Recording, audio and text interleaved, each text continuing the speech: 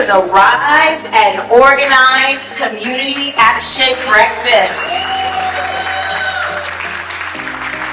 Thank you for joining us as we bring together advocates, faith leaders, elected officials, community organizations, and residents committed to strengthening our communities and expanding opportunities for all. Today's gathering is about more than discussion. It is about collaboration, action, and building partnerships that can help create lasting change throughout our communities. We're in our 250th anniversary of this state, and there have only been 4 lieutenant governors. So we each served for 75 years. The lieutenant governor, my only job is when Governor Michael Sherrill is out of town, I fill in. But we have a responsibility to pick a department. I used to be Deputy Commissioner, Department of Community Affairs. I've worked a lot in education, but I chose to be Secretary of State because that department gives us the opportunity to empower. We have to be on the same page, working together to solve these problems. And the other thing that I've learned just about society and government is that we're so project focused. Okay, is this a housing project? Is this a literacy project? Is this an education project? Is this a jobs project? No, they're all the same. It's one project. So I think if we can, as this group, as a body, start to really talk about moving people from Alice to the communities. And the thing is, I've talked to Republican and Democratic legislators. Everybody here wants to spend less money on welfare. Now they want to cut it, but what we're saying is we want to move people out so that they become taxpayers instead of tax takers. And that's not a bipartisan, that's not a partisan thing. So if together, and as Secretary of State, I'm committing to you to really, if the CEOs need to come together more often to have a regular meeting and just really talk about what's to work. Because if we can row together, then we can have the Faith Action Center rowing with us. All of a sudden, we can be a model of transformation for the United States of America. I agree with my colleagues, and certainly, reaching the people that come into our office and getting them to vote is important.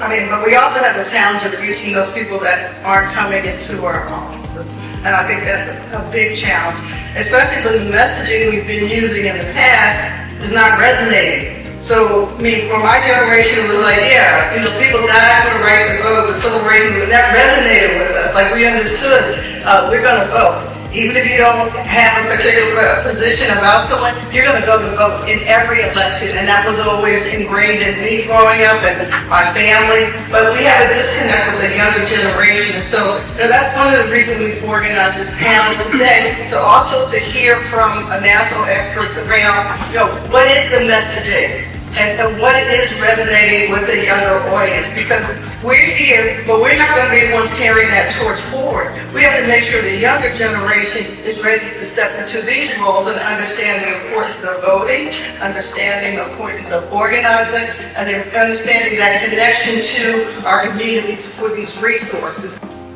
We must empower ourselves. We are leaders, all of you, of a historic civil rights organization.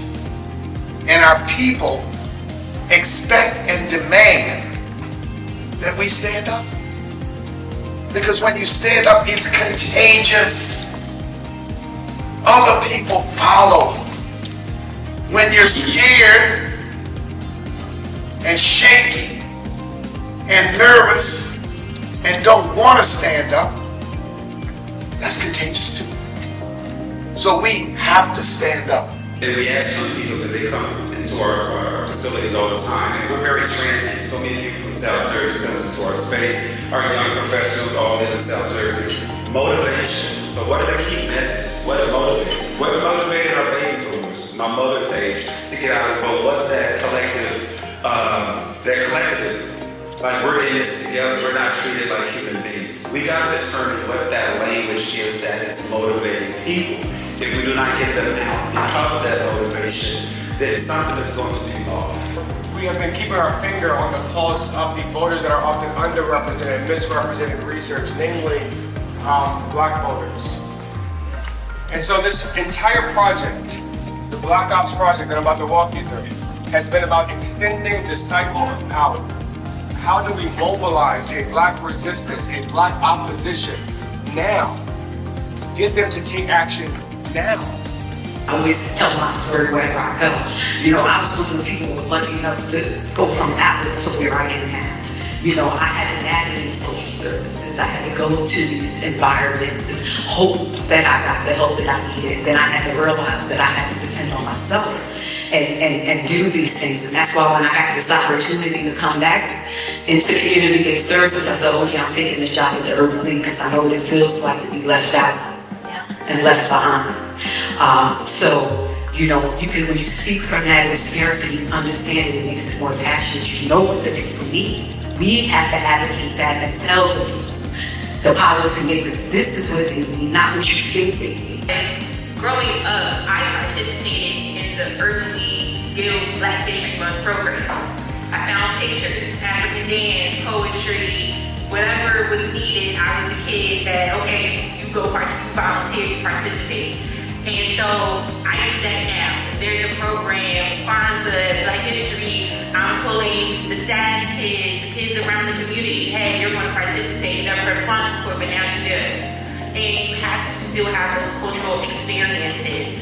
I also attended the Winnie Young Urban League football classics, right? And we don't have HBCUs in New Jersey. So that was my exposure to HBCU and seeing the school. So as a young girl, I was going to Hampton to be on the dance team because that's what I saw. But that was the Urban League event. And so we have to continue to have these programs so that our kids are learning, they're knowledgeable. And that's what I like to do now. When the Michael B. Jordan came to Newark to have the HBCU basketball games, we would distribute over 2,000 free tickets to organizations so kids could attend those programs. We hosted the Juneteenth parade because it's all education. And we also have a Juneteenth event June 20th. So you come to us first in the morning and then we go to Harlem afterwards. But I say to say that's how you get them involved, by making them participate. I'm going to say that because too many times now, parents are like, oh, they don't want to do that. And why do they have this choice at 7 years old whether they want to come to this program?